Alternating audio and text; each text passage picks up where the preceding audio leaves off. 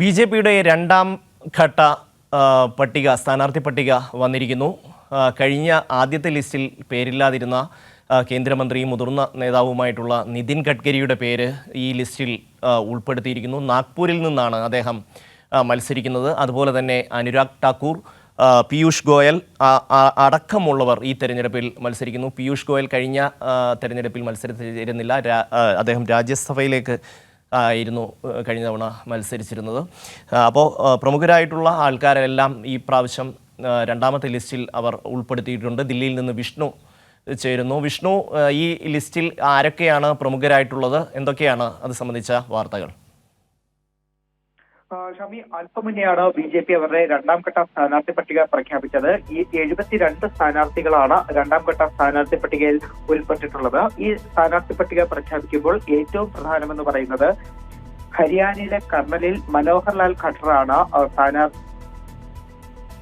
മനോഹർലാൽ ഖട്ടർ നമുക്കറിയാം ഹരിയാന മുഖ്യമന്ത്രിയായിരുന്നു.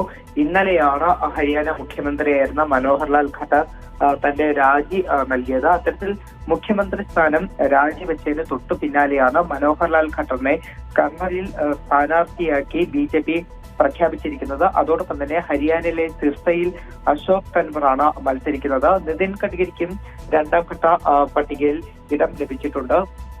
ആദ്യഘട്ട പട്ടികയിൽ ഗഡ്കരിക്ക് ഒരു സ്ഥാനാർത്ഥി പ്രഖ്യാപനം ഉണ്ടായിരുന്നില്ല. നിതിൻ ഗഡ്കരിയെ നാഗ്പൂരിൽ നിന്നാണ് ഇത്തവണയും നിതിൻ ഗഡ്കരി മത്സരിക്കുക. അതോടൊപ്പം കർണാടകയിൽ ഹവേലിയിൽ നിന്ന് ബസവരാജ് ബൊമ്മെ മത്സരിക്കും. അനുരാഗ് ഠാക്കൂർ ഹിമർപൂരിലാണ് മത്സരിക്കുക. ഹരിദ്വാറിൽ ത്രിവേന്ദ്ര സിംഗ് റാവത്തും മുംബൈ നോർത്തിൽ പീയൂഷ് ഗോയലുമാണ് മത്സരിക്കുക. പീയൂഷ് ഗോയലും കഴിഞ്ഞ തവണ ലോക്സഭാ തെരഞ്ഞെടുപ്പിലേക്ക് മത്സരിച്ചിരുന്നില്ല, രാജ്യസഭാ തെരഞ്ഞെടുപ്പിലേക്കാണ് മത്സരിച്ചത്.